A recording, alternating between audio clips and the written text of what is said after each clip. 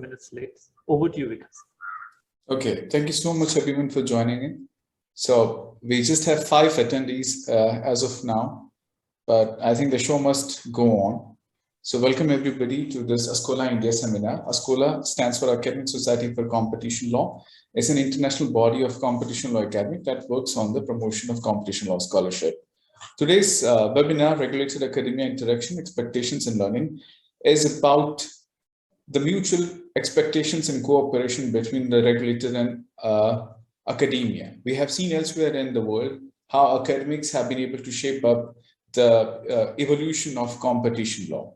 So, but definitely the regulators also expect academics to write objective scholarship, a scholarship that is meaningful, which is objective, which is meaningful, and which hands-hold them in a direction where they can make good decision. So to plug this gap here in India, we are organizing this webinar and we have representatives from regulator and academia. We have Professor Dr. Richard Wish. He doesn't need any introduction here in India. His book on competition law is a path-breaking book which every competition law student has read. It's now in its 10th edition with David Bailey. He is now Professor Emeritus, King's College London. Then we have Dr. Sanjay Pandey, who's Advisor, Competition Commission of India. Before he joined the Competition Commission of India, Dr. Pandey was an academic, so he understands both the worlds very well. And finally, we have Dr. Sudhir Krishnaswamy, who is Vice Chancellor, National Law School of India, University, Bangalore. So aside from being an excellent academic, Professor Krishnaswamy in his new role is shaping up the future of Indian legal education. So he can talk about what Indian legal, what should be the normative prescription for Indian legal education.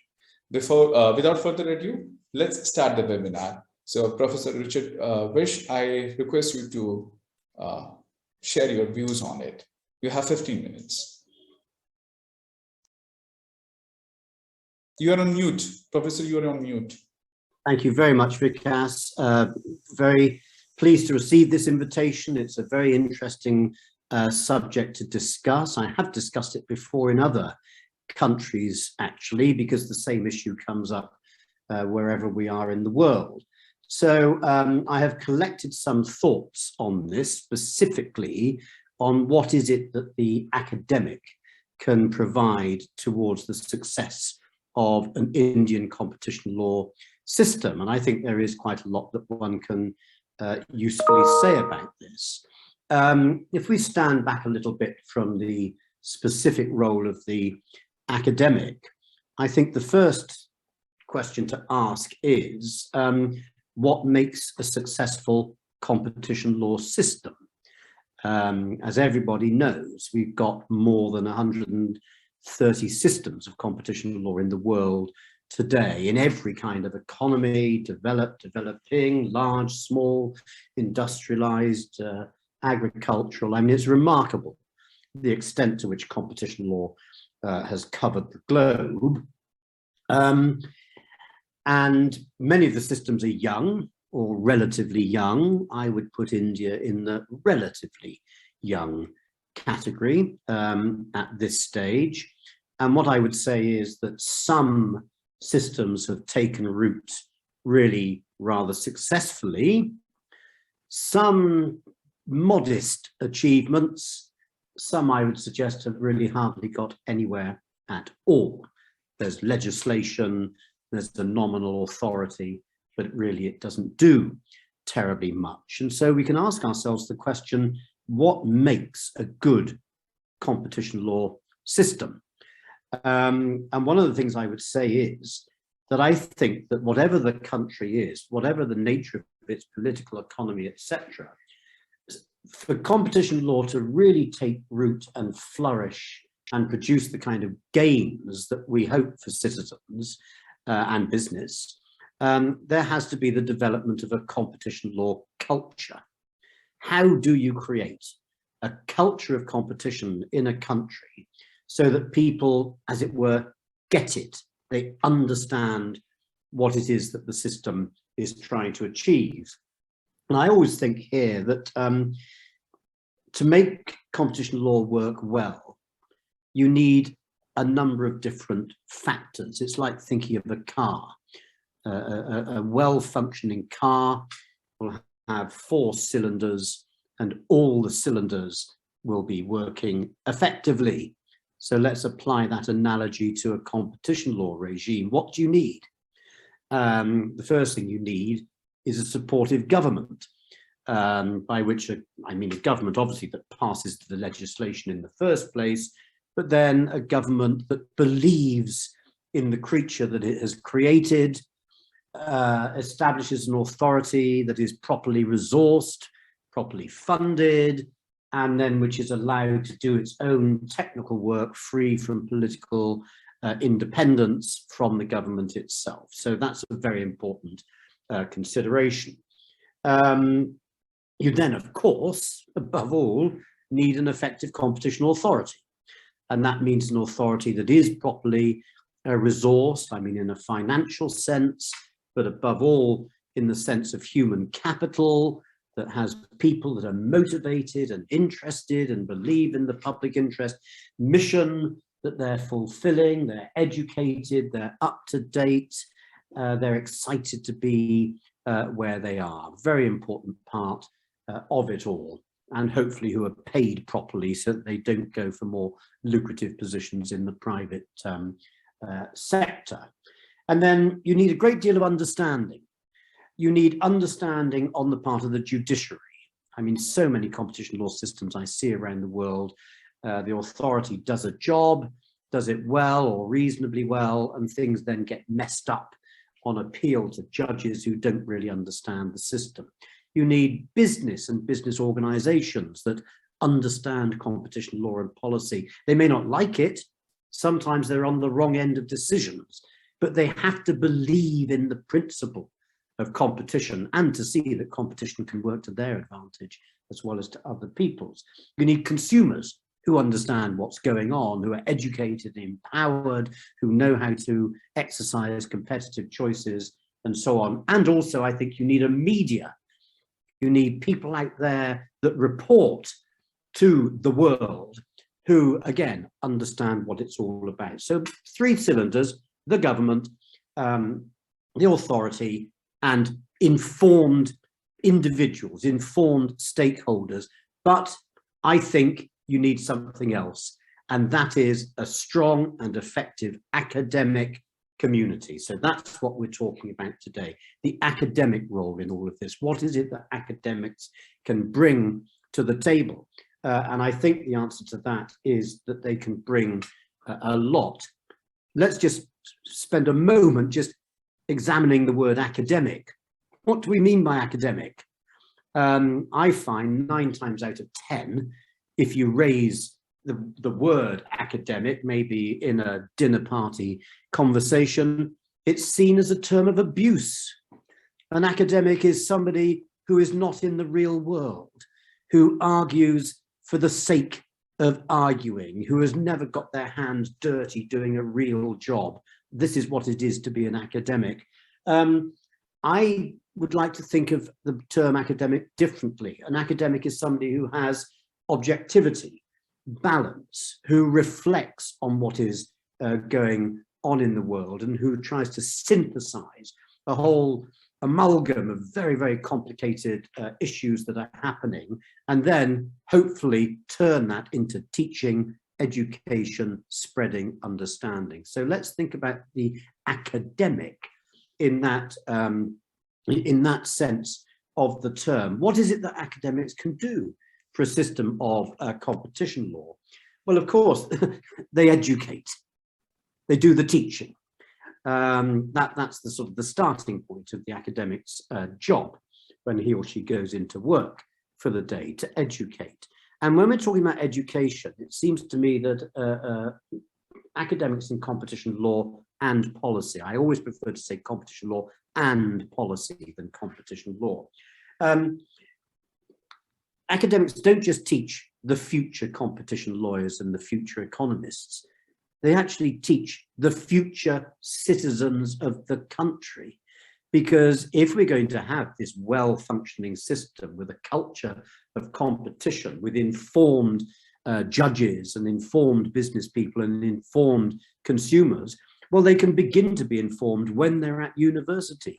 And you start thinking of any number of degrees in universities, whether they're politics, political economy, social administration, IT, pharmaceuticals, medicine. Competition is relevant in all of these different walks of life. And I see no reason why the principles of law, competition law and policy can't be taught to a very wide range of people. Then, of course, you've got the competition lawyers and the competition economists of the future themselves. And the academic, I think, obviously has a huge role there.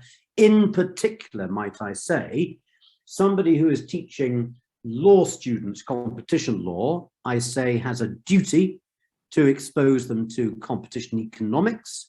And somebody who is teaching industrial economists, I would say, has a duty to expose them to the discipline of law, because a system only works well when the lawyers and the economists share their abilities and their experience to find the right solution to a case. And I'm absolutely convinced, and I have been throughout my career, which has been for more decades than I like to think now, I have always tried to promote proper understanding of the relationship of competition law to competition economists. Well, who better to do that than the academic in the university? I think that's where these things are best done.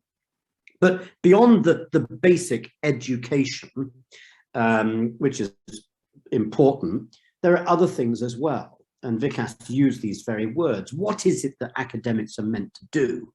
They are meant to read, learn, understand, research, and then apply their own critical and objective appraisal to what it is that they have seen, and to criticize. And I don't mean criticize in the sense of carping and saying they got that wrong, but actually to look at decisions, to look at judgments, to look at evolving policies and critique them and explain what's good there and to explain what's bad there, in the hope that one can improve what it is that an authority or government or department is trying to achieve.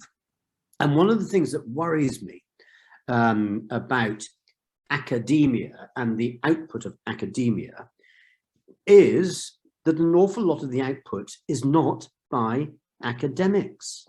It's actually by practitioners who have acted in cases, and then when the case is over, they've learned something, they've got knowledge, they've got experience, and then they write it up and they publish it. But they are publishing from the perspective of having been a protagonist in the case, and inevitably they've got a view. And almost inevitably, they're not going to write with the kind of objectivity that an academic is capable of and has a duty to be.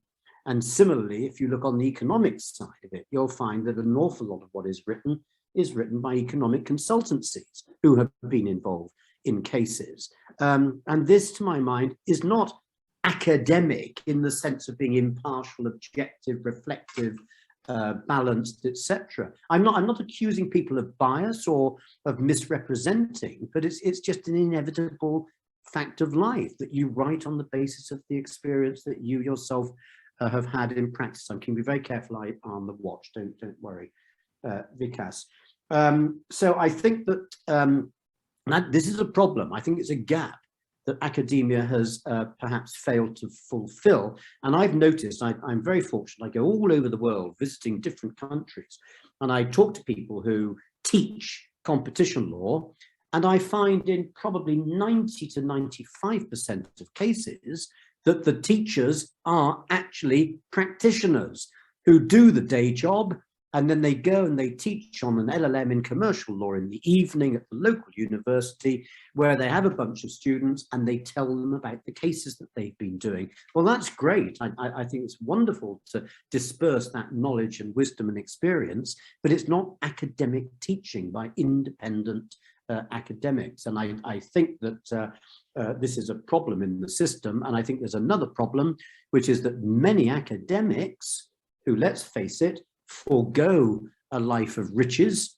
to instead work in the university sector where they do not earn anything like as much as their peers, and then lucrative offers come along from the corporate citizens of this world to fund research. Well, I'm sorry, I'm deeply unhappy about this, especially when the academics don't then disclose that the articles that they've written have actually been funded by protagonists in the system. Another point I would make is that academics can produce textbooks on the subject of competition law. And by this, I do not mean a commentary that says section 2 says, section 3 says, section 4 says, and this is how a dawn raid is done. But I mean a textbook that says, let's stand back and look at this system and describe it and explain what's good about it, what's not good about it, where were mistakes made, etc. The kind of the critical, objective textbook that tries to give a panoramic view of whether a system is working well or badly. And I've had a look at the literature in India, and as far as I can see, the books that have been written on competition law in India have been written, as far as I can see, by practitioners and not by independent academics. I do happen to know that a book is coming out in the near future by an academic, actually at the University of Manchester, but on the competition regimes of South Asia, and that might be an extremely interesting contribution to the subject in your jurisdiction. Two last things, I'll make them very quickly. I think academics can do a huge amount by way of providing technical assistance to competition authorities. Competition authorities can never have enough resources. This subject is fascinating and challenging, but my God, it's difficult because there are new challenges every day of the week. How do we define markets in a world of ecosystem? What is a two-sided market? How do we deal with multi-sided markets? What are killer acquisitions? How do we rewrite our guidelines on whatever?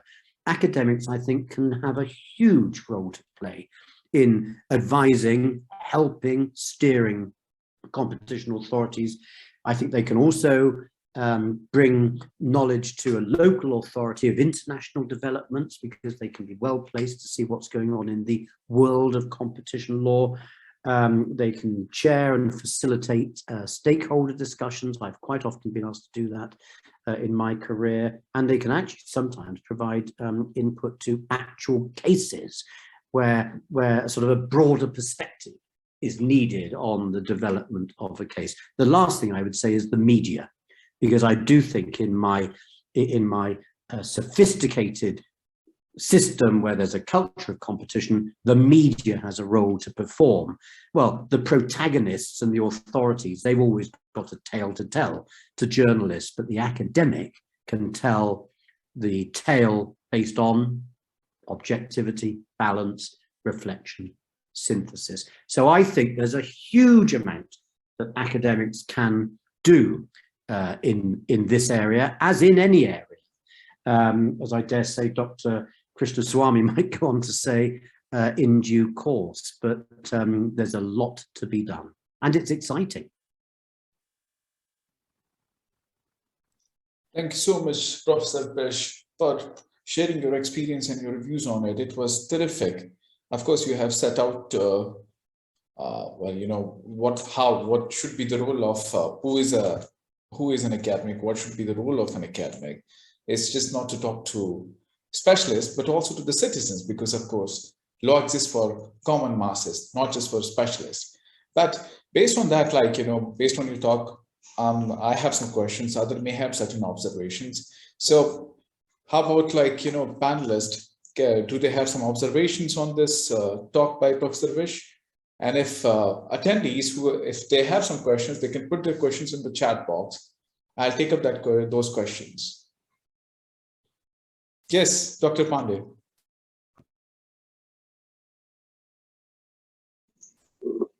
Thank you. Quite refreshing to hear Professor Vish. Now, what bothers any ordinary citizen about what ought to be and what is? So how academia is expected to be, how competition policy is expected to be, how benefits of competition ought to be transmitted through. No, it's nice. When we look into the capacity part, Professor Vish, definitely I'll seek your intervention on that and reflection also. That capacity constraints have a different dynamics. So when we talk about academia, there are a whole lot of other infrastructural issues. You referred about practitioners taking the larger pie of competition law development in India, and they are doing everything. There is very little academic output which we can see in terms of real academic work, what you are measuring up. Now, this part of constraint has also to be filled in. How to go about that? Because on academic side itself, who are teachers, who are professors, what role they are performing in XYZ law. So a professor has to, I think about a couple of legislations at one go. A code of civil procedure, criminal law, he has to administer 3-4 courses. Now, will that be just on a professor to talk about anything called a special or a specific law, a constitutional law expert or a competition law expert? That is my experience. What I find that academia is also to be groomed, developed, and who has the responsibility? The institution or the academic community themselves? That is all I have to add to.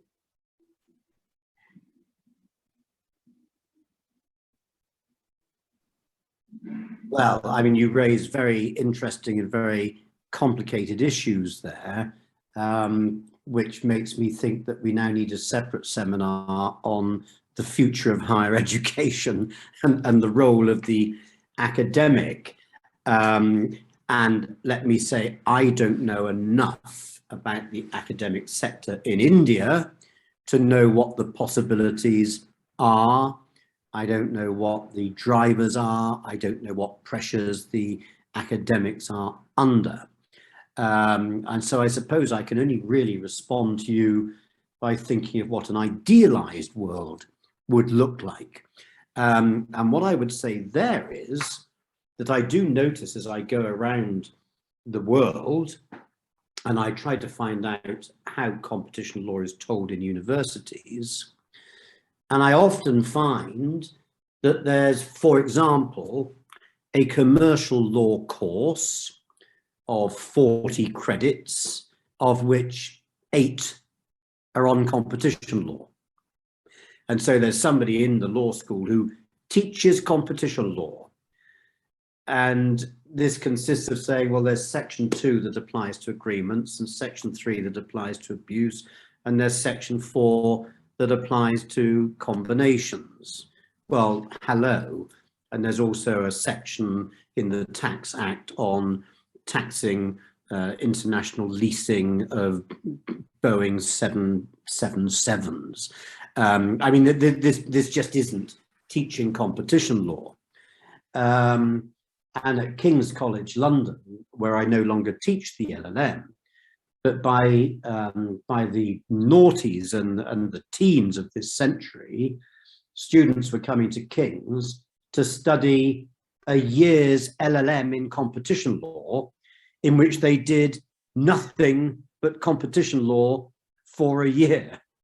And at the end of it, they might be beginning to understand the subject a little bit better. So this is a resource issue, of course. I mean, apart from anything, how much time can be devoted to the teaching of competition law amidst all the other things that have to be taught? And then that goes to the next point. How can a young academic, I'm interested in the young academics who are going to come through the system and nourish it in the future, are they ever going to be able to be successful competition law academics if at the same time as teaching this subject, they're having to teach the rest of the commercial code, etc. It's impossible. And so I have a real fear here as to whether the space even exists for young academics in India, for example, to become the kind of specialist that I would like them to be.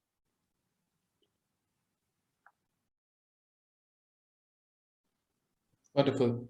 Thank you so much. Thank you so much, Professor Vish. We have some questions, but I think we'll take them towards the end. We are running out of time. So now we'll go.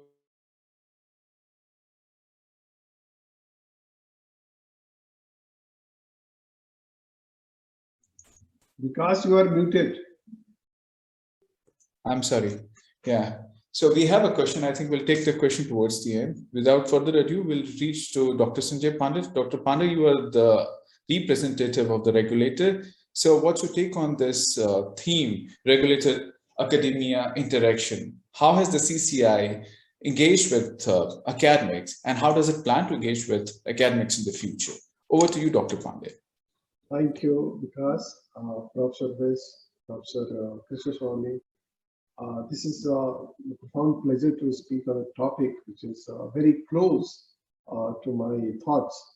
And I say my thoughts are shaped on this topic based on my past and present experience and stint at various other bodies.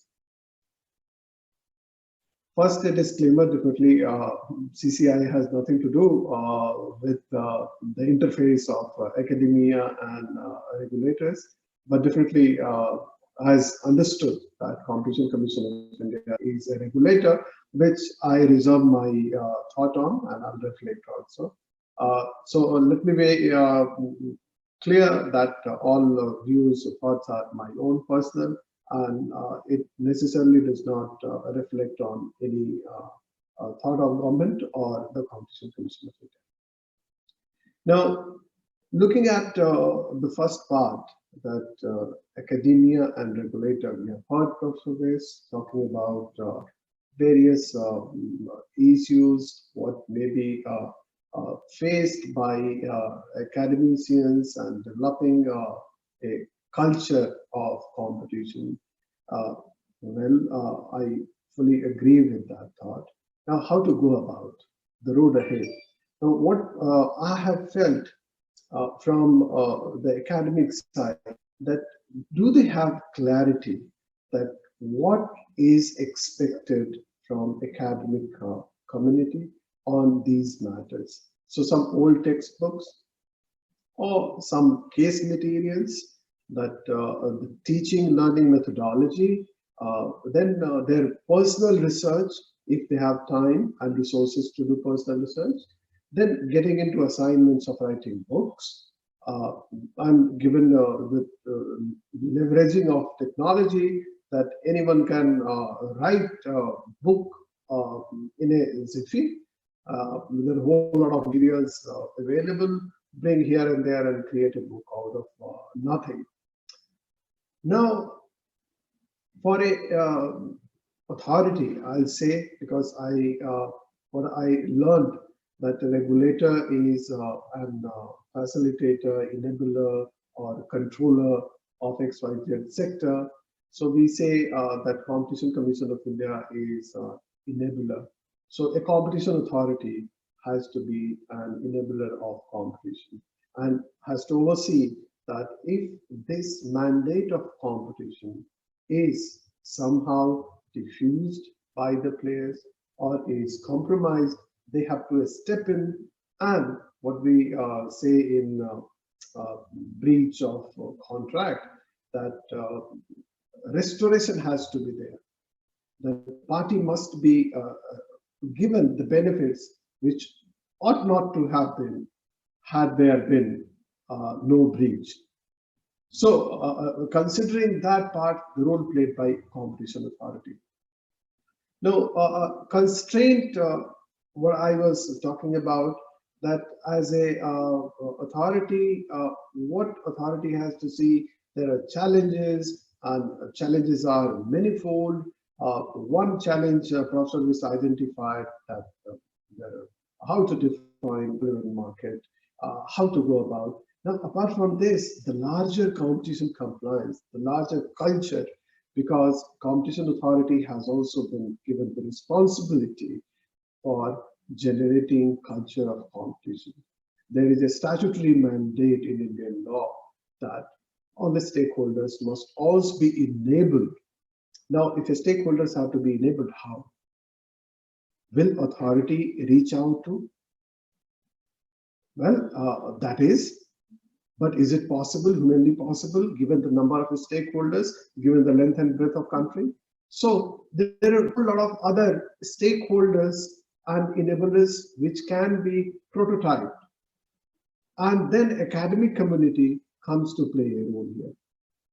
Now, if there is a reach out program where competition compliance has to go to industry, how this will happen? Do you think that competition authority will convene a meeting with all industries? Is it possible that racks of industries can be brought together and given similar dose of competition law or competition compliance? Because their understanding of competition, the industrial mandate, what they are, part of that varies. So when we talk about competition is, it appears to me that it is the thing in the modern economy. If there is no competition, definitely we are all losers. So how to go about it? There has to be someone do auditing, someone has to do suggestion making, someone has to prepare. Now, lawyers may do, but do they have dedicated time for it? They have to look into criminal law practice, they have to look into constitutional law practice. So how they will devote their time? Coming to the rendition of help to authority. That authority may have some issue by looking into enforcement. Now, where they have to look to? Their own resources? How big they have resources? Do they need to go out of country? Now, many authorities, they have a network. So there can be a smaller network, there can be a BRICS network, there can be an OECD network, there can be an ICN. Now, these authorities, they talk about, they try to find out solutions for issues. Now, in the whole scheme of things, academics has a role, very serious role to play. Now, one or two instances when we felt the need of looking up to something, we found that definitely there is a want, and want on both sides. So the authority needs something, at the same time, the community also needs, because they don't know how time is moving. What is your need? Still people are talking about cotton, whether the dimensions of cotton have changed. If yes, the community has to be told that what you are facing. Now, considering this, there are two major initiatives at Competition Commission of India. One, we have a network that is called Network of Indian Competition Experts, and Commission has invested time, thought and thinking on this. And I believe today almost all major law and economics institutions, they are part of it. And this network meets regularly, although it has been hit by pandemic, no doubt about it. Network is new and its entire mandate is to be achieved. So it is going online in online mode, and I'm happy to inform that this network is doing some credible job. They are thinking on the latest issues on one of the part, which is cartel, that they are working on specific cartels. There are a whole lot of issues in that, and that will definitely come out in public in course of time. The second is competition Commission of India has depended, I say, on think tank.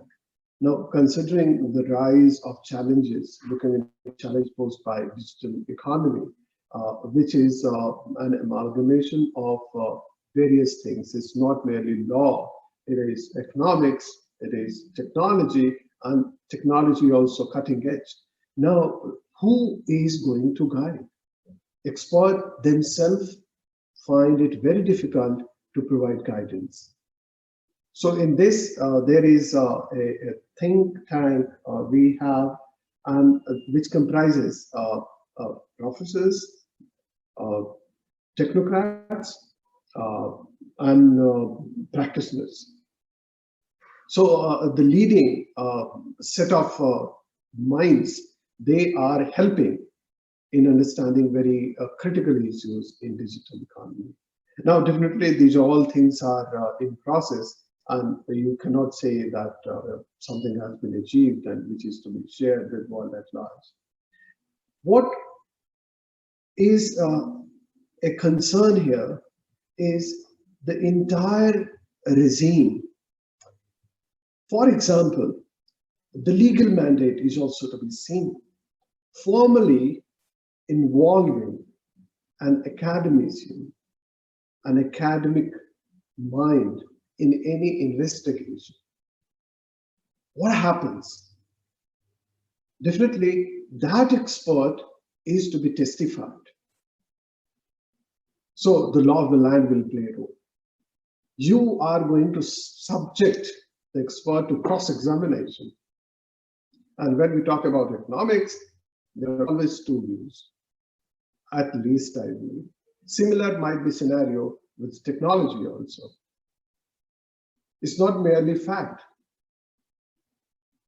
So these are challenges how you are going to evolve and build capacity also. Because if you are building capacity, you are investing resources, definitely there has to be output. And if output you are not going to use it, it is merely for academic pleasure or your understanding, you upgrade your skills, then definitely it may serve limited purpose. Now, sorry, one more point which comes to my mind often, that whenever there is an expert body or expert regulator, there must be something which is revolving, that's called revolving door policy. Some academicians, they come, work, go, or those who are working in the authority, they may go to academics. Now, that needs again enablement and also environment. So it comes to my mind as an idea, but implementation of this is quite hard. Now, these are my thoughts, because topic propels me to think more and more I think more and more I'm going to speak. So I believe I'm exceeding my time. So over to Vikas. Thank you. Thank you for giving me opportunity. Well, thank you so much, Dr. Pandey. Dr. Vish, Dr. Krishnaswamy, do you have any observations on the points that Dr. Pandey made?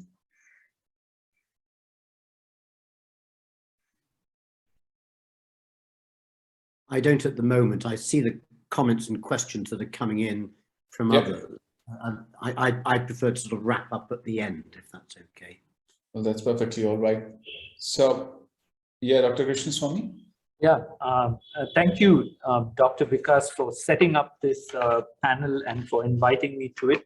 Unlike my fellow panelists, I'm no expert in competition law, so it's a privilege to be here with Dr. Vish and Dr. Pandey, who spend so much of their professional lives shaping this field. I have a eclectic interest in the field, but not any special academic expertise. So what I say here today, this afternoon, is a broader reflection, and maybe a particularly institutional one. So I'll try and say three things. One, about competition law itself, and where I see competition law in a broader Indian ecosystem about thinking about markets and the state. I want to spend a little bit of time speaking a little bit about academia and its relationship to practice, as well as its relationship to markets. I think Dr. Vish's sharing of his lecture notes really prompted me to think about that. And when he spoke earlier today, all the more sharply. And so I'm just going to join him in some of my criticisms of this field as I've seen it, including at the National Law School. And lastly, I want to spend a little bit of time talking about legal academia in India and its relationship with these fields. And I have a vantage point, and that's the National Law School, some of which might be shared by other university settings. But let me at least use this vantage point and maybe prompt a further conversation. So let me start where I must, which is with the Competition Act. And what I'm struck by in the Indian Competition Act, which was enacted in the early 2000s, was that in the preamble of the Act emphasizes that the Competition Act, it has in mind the economic development of the country. It just very blandly states that as a goal. But then its real focus is on preventing practices that have having an adverse effect on competition, to promote and sustain competition in markets, and to protect the interests of consumers and the freedom of trade. When I see this listing, and I'm sure there are others in this panel who have a detailed understanding of the legislative history of the statute, I have the advantage of not having that. But what I understand is that it's not entirely clear why common citizens or others should really care that much about competition law from the statement in the preamble. The economic development of the country, I mean, I assume a lot of statutes and a lot of institutions have been set up to promote the economic development of the country. Is there something distinctive that competition law brings to this question? And it seems to me that a potted history of the Indian political economy, of state market relations, is very useful here. And I'm going to do that in a rough manner. As we all know, our constitution pre-commits us to both efficient and just distribution of economic resources. Not too many constitutions speak in these terms, but this, some might say utilitarian, some might say, rather prescient distribution principle is actually written into the Constitution of India. And we didn't have a Competition Act in the 1950s. I assume then that this task of distribution was being achieved in some other way. The primary take might be that a command and control model of the economy would allow the state to control the distribution through ownership and through very strong regulation of various sectors of the economy. That was the early history. We did have a monopolies restrictive trade practices statute.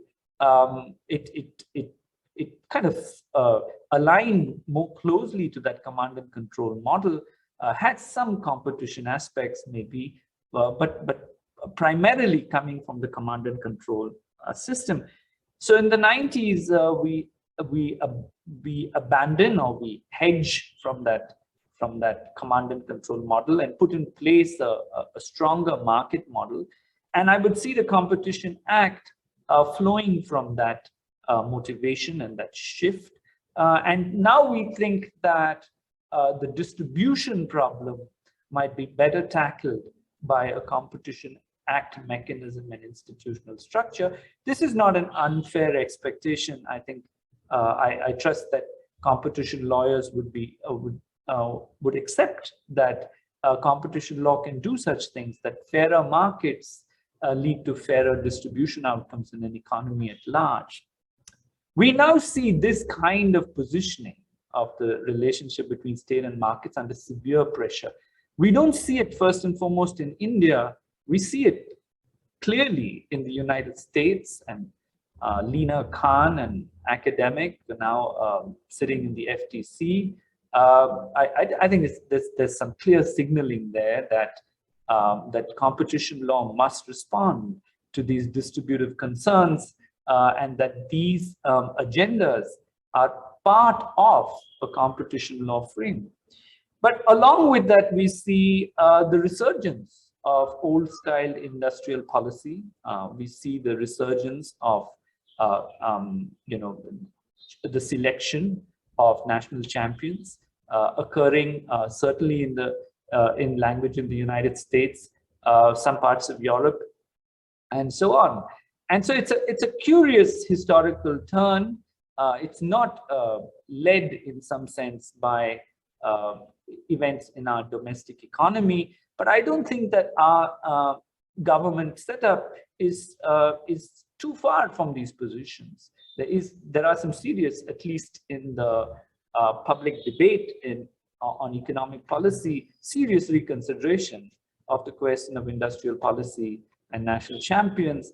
And I think it matters critically to a competition law regime as to what is its place in this reworked arena. So to just sum up this point, I'm going to conclude by saying that the political economy of competition law is critical. It's not, we've spoken about the interface between economics and the legal doctrine in this field. Clearly, politics matters deeply, and political imagination of both the ideological and non-ideological sort.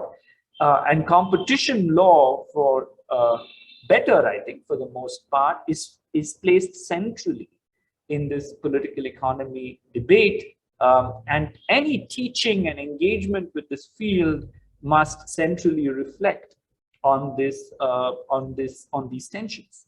So that's point number one, just about the way I would think about this field more generally. Second, what should academia do? And I think that Professor Vish did a very careful and sharp analysis about academics who would rather be consultants and rather be practitioners in law firms and arguing cases rather than keeping, as he put it, a balanced and independent view of the field. And I think that competition law, as do some areas like corporate governance and so on, seem to suffer. Areas of private law seem to really suffer from this embeddedness, almost in the wrong sense. I did not hear Dr. Bish saying that academics should not be embedded. They should be embedded. We must engage with practice, but we must maintain critical distance. And I think a field like a competition law, and critical distance here means critical distance both from the state as well as the market, because state regulators like the Competition Commission have discrete needs, but also have discrete goals that may not align with what an academic independent analysis of the field might require. And so I suppose that this field in India, and maybe more broadly in the world, requires this critical distancing, an organic intellectual makeup, but one that has a critical bent of mind, one which is willing to ask hard questions while committing oneself to rigorous academic work. And on this front, I think India has serious problems, and the National Law School has also had issues of trying to ensure that we are engaged with practice, but not not given into what the practitioners want us to do. And competition law, I mean, I think we've succeeded in some areas, but competition law is an area that we need to do much better than we do at the moment. Lastly, I want to say something about where the National Law School, in my mind, fits into all this, what we're trying to do and what we might do better. I'm happy to say that when the law school was established in 89, it was fiercely committed to the view of academia that Dr. Bish advanced. Professor Menon was absolutely clear that we don't need part-time practitioners. as academics. We need full-time academics, and full-time academics are not just committed to the world of practice and the world of the courts. They're committed to society at large. They're committed to key constitutional values and the rule of law. These are our commitments. And I think at the founding of the National Law School, given also the background context of where legal education was in India at that point, these are critical commitments. And I think we have done fairly well in the early years, especially in the 1991 period. We were very involved in early economic reform in India. And I think with the competition law in its early founding, and our alums are all over this field in the world of practice, I at least have two colleagues who do work in this field and engage with Dr. Sanjay Pandey and his team. So I know that we're quite engaged in this field. And I think our real challenge, my sense of where our challenge lies, maybe it's a challenge in wider academia. If the next interesting book on South Asian competition law, as Dr. Bish pointed out, is coming out of the University of Manchester, then I ask myself, why isn't it coming out of the corridors of this law school? And I think that makes the challenge abundantly clear to all of us, that we need to produce top-class work, which is academically rigorous and critically distanced. And this work is not going to come if we see our role as being necessarily in the service of government or in the service of this or that corporate client in the law firm. And I think that is sharp warning enough, and I don't need to say that a second time over. But this kind of conversation, Vikas, which you're stating here, is a conversation that could occur across various fields, right? It's a subset of a wider problem of legal education more generally.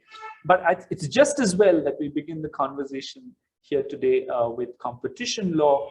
I've enjoyed listening and learning from my fellow panelists and from some of the critical comments in the chat that look, this field is riven in these ways, and we would do very well to hold up a sharp mirror to ourselves and learn from it. Thanks, Vikas. Well, thank you so much, Professor Krishnaswamy. That was brilliant.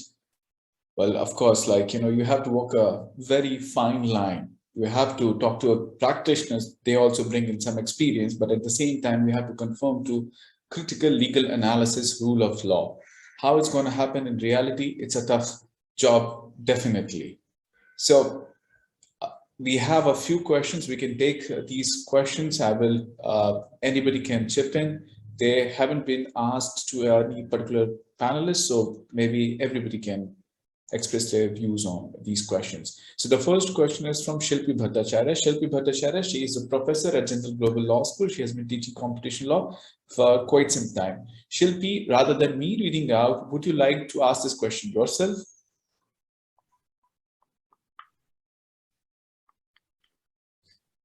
Hello, can you hear me? Yes, we can hear you. So I thank you so much, Vikas, for that wonderful session. And I think it's so important for us to engage on these issues.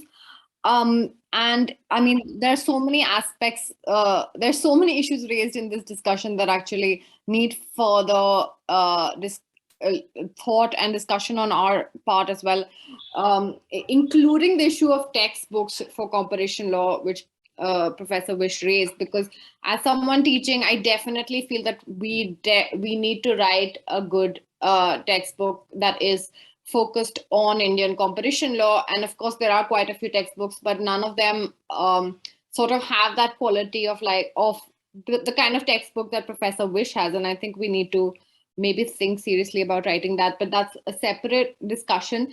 But I was just thinking about sort of the interactions that we have in India between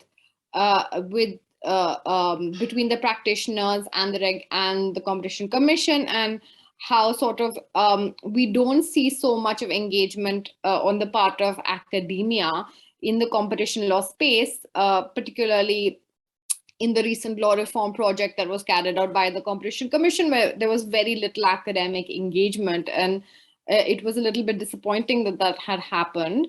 And even when the ICN conference was organized in India, it was, I think, much more driven by practitioners in India than academics. So just from the perspective of someone who is relatively new to the space, I was wondering if the speakers could just give their views on sort of how we can change this, this sort of the way that this interaction is happening, and what academics can do to change this in the competition law space. Thank you for asking this question. I take this opportunity to reflect a bit on it.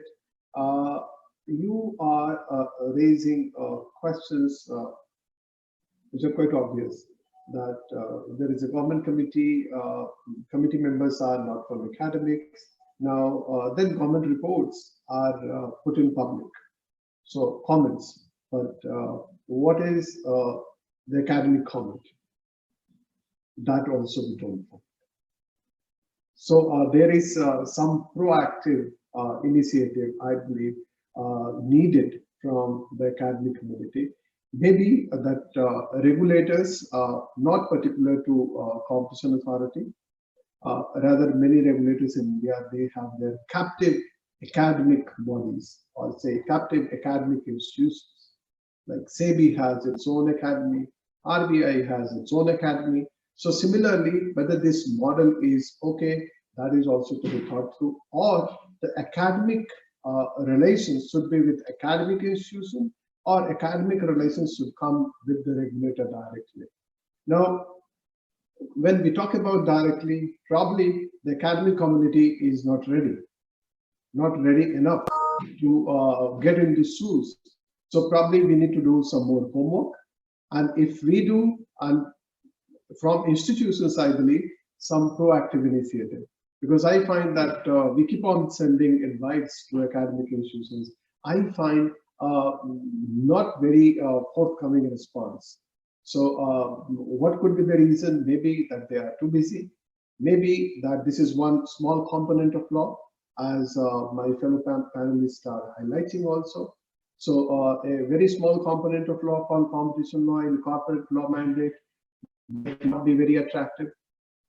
So there are many reasons for that, but definitely institutions like NLSIU Bangalore or other law schools or economic institutions in the country, and in some institutions it's happening that their professors are spending time on very specific competition law issues, and I see the questions raised here that they are coming from the quite core of competition understanding. And some, we say that the geopolitical scenario of competition also could be maybe. So saying this specific to India, I say that academic institutions, they should be proactive in engagement and also forthcoming in attendance or wherever there is a capacity building opportunity created by the concerned regulator.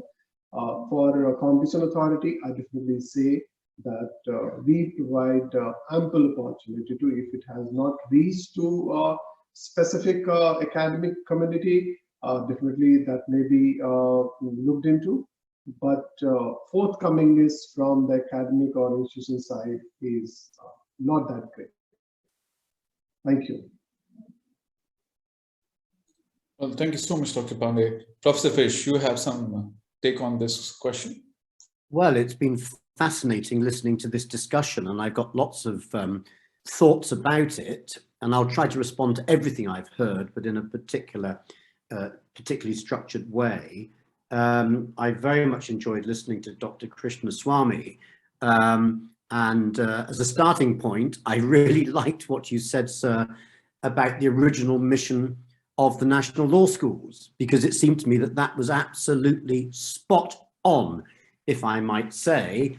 And I particularly liked it when you said that as an institution, you wanted to work with full-time academics and not the practitioners who come in at the end of a busy day and say, I had an interesting case in court today. So I think that's a very good starting point for all of this. And something else I wanted to pick up on what you said, with which I entirely agree, when I'm talking about academics, and you were talking about whether they should be embedded or not, they certainly shouldn't be embedded in the sense that they are paid for by vested interests, but they certainly must be embedded in the real world, in the sense that they engage and understand and see the frictions and discuss and try to understand. I'm afraid, and it's one of the things I don't like about academic, is that there is such a thing as an academic in an ivory tower who spends his or her time reading periodical literature full of very clever words like epistemological and heuristic and hermeneutics, and then they reply using even more complicated words than the other person. This, to my mind, is completely useless stuff.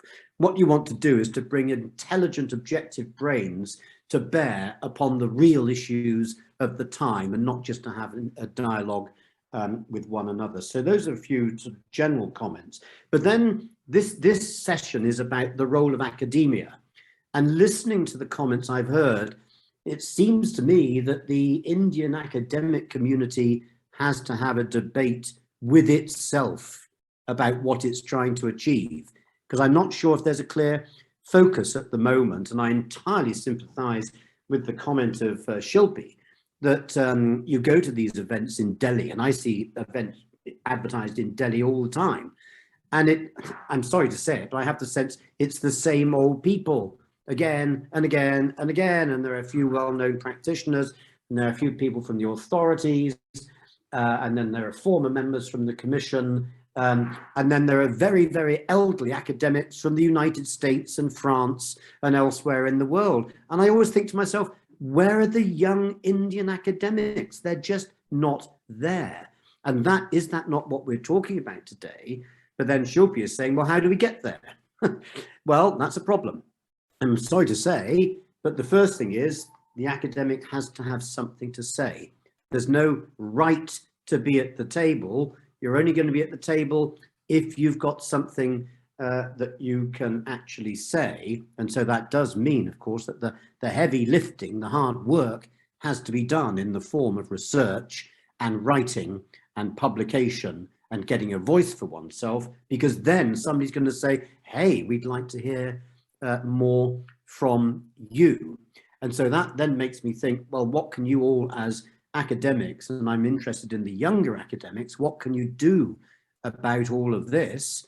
In Vikas, it seems to me, if you're the chair of the Askala India branch, it seems to me you've got a huge responsibility here to bring people together to have the debate.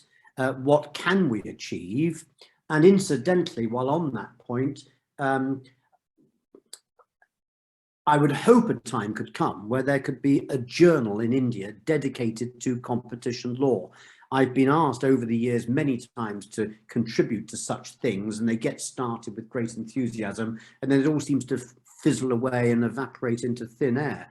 But I think there really needs to be a dedicated journal that carries serious, objective, academic scrutiny of competition law cases. And it seems to me that that is a kind of a gap in the system at the moment. And I'll pick up on a comment or question from Aditya, which is there in the chat box, which was this reference to academic, he says, economists in the United States, but this could be academic economists or lawyers anywhere in the world, who frankly, their research is funded.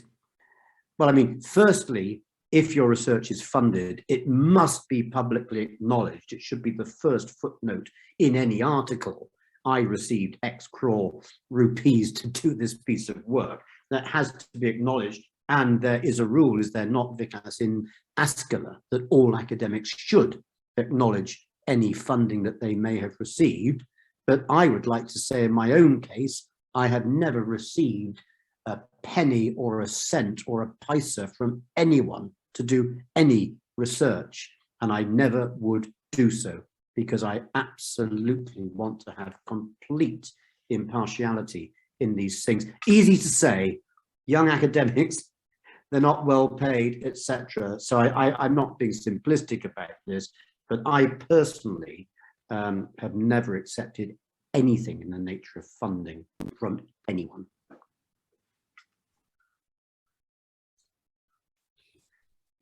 Thank you so much, Professor Vesh. Professor Krishnaswamy, Dr. Pandey, you have any observations on these questions? May I? Please go ahead. Dr. Bish is setting up the gold standard, and I wish that Indian academia can step up to that, that unfiltered view of the way academic research should be both funded and done. And my overall sense is that we may not get all the way there, but we should get pretty close. Research funding does come from various places, philanthropic organizations of various sorts, and one might say that, yeah, in a way they have some agenda, but we can mediate, the institution, the academic institution can mediate that influence so that academics don't feel pressure in terms of outcomes. So I think that's a very important kind of institutional philosophy. But I have something else of concern, and I think it might ring with what Shilpi asked, which I think Dr. Pandey and others in these commissions, in these institutions might want to think about carefully. Dr. Pandey rightly said that when it comes to SEBI or when it comes to the RBI, they all set up their own institutes, and so I find this very curious and strange. And I must say, in the spirit of full disclosure, that since I've stepped up into this role, we have re-engaged both RBI and SEBI, as well as other big market regulators, and we're doing some serious work with them. But what I do notice is that these are closed chambers. And I think Shilpi is absolutely right to say this. Dr. Vish's suggestion that we must all write well and we must, earn our seat at the table is well taken. But for that system to thrive, we need a meritocratic culture in government. And unfortunately, government is far from meritocratic. Dr. Vish, please do take a look at the Competition Commission's own journal. They run a journal, and I'm sure you've seen it, so I don't need to say too much more. But when we run academic journals of any sort, we try and put in place a culture which at the very least rewards high quality academic work. And this is not a given. It's not a given in the regulatory institutional landscape. And even if, and I wish Shilpi goes out and does that ultra sharp competition book, and I really hope that the ecosystem is sensitive enough to recognize that. And I think so. Our challenge in the ecosystem is a little more structural. I think that Shilpi is right to bang on the doors, and all of us who can do things to open these doors out a little bit, we should do this. And clearly, it can't be the same old, right? The same people, retired bureaucrats for the most part, retired judges, and the old grandees of the profession occupying these spaces. That is the tenor of most of these conclaves, and we should find some ways. And I guess Dr. Vikas, because he set up this session and allowed us to hold out on all these things, we're giving you an agenda that, but I'll also put up my hand and say that you have my support. If there's anything that I can do to open up these spaces, we gladly help to the extent that we have a say in these questions. Thank you so much, Professor Krishnaswamy. We are running near the top of the hour. So before we end, if there are questions, we'll be happy to take these questions. We still have 2 or 3 minutes. We started a bit late. Professor Vish, you have something to say, right? A very simple point of clarification on funding. I was referring to funding from the defendants in cases. I was not talking about funding from research councils, etc. Just to make that specific point. Well, I don't think we have any more questions. So let me thank each of you. I must say that when I thought of this topic, I thought that it was much needed in the Indian context. I have seen like how academia was interacting in Germany, Professor Drexel and other people who would go and advise the government, and the government would lend them a year. They would listen to what these academics have to say, so much so that they were successful in changing the course of law. They were successful in warding off the influence of lobbyists, warning of the influence of industry. So I really hope that someday soon in India, it will start happening in my country too. But I was never expecting that the challenge would be so big. Professor Krishnaswamy, you have mentioned that, okay, our society or perhaps the government is not meritocratic. That's absolutely true. So it's always a two-way street. And I don't think it's going to happen anytime soon in India, but at least we can start with it. So we have a lot of tasks to do. We have a lot of homework to do. So I think Shilpi, I and others, I know each of these people, attendees who have joined. Unfortunately, there weren't many people who joined us, but these people, I know them personally. They are good scholars. They are very strong scholars. They will take this message to their people. We will be meeting in the near future. We will be discussing perhaps a book, perhaps an edited volume or something we can start, a project. I'll be glad if Professor Krishnaswamy, we can get your help on this. So once again, I would like to thank each of you, Dr. Sanjay Pandey, Professor Vish, Professor Krishnaswamy, for making it to this webinar. Thank you so much. Thank you.